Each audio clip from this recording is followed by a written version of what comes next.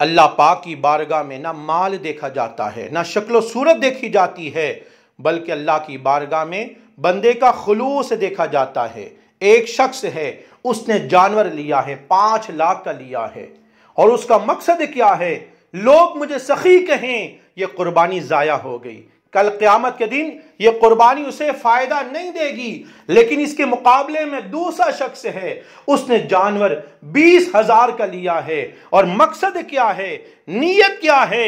میرے رب نے مجھے حکم دیا ہے، میرا رب مجھے سے راضی ہو جائے، یہ قربانی قبول بھی ہو گئی، اور کل قیامت کے دن یہ قربانی اس کے لیے سواری بن جائے گی۔ اللہ پاک ہمیں دکھلاوے سے بچائے۔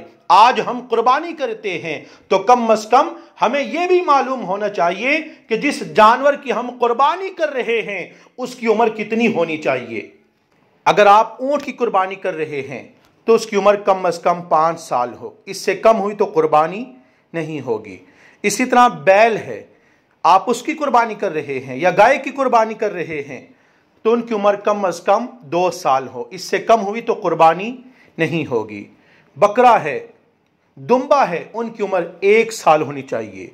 البتہ دمبا یا بھیڑ 6 ماہ کا ہے لیکن دور سے 1 سال کا معلوم ہوتا ہے تو ان کی قربانی جائز ہے۔ اللہ پاک ہماری قربانیوں کو اپنی بارگاہ میں قبول فرمائے، اور کل قیامت کے دن ان قربانیوں کو ہمارے لیے شفاعت کا ذریعہ بنائے۔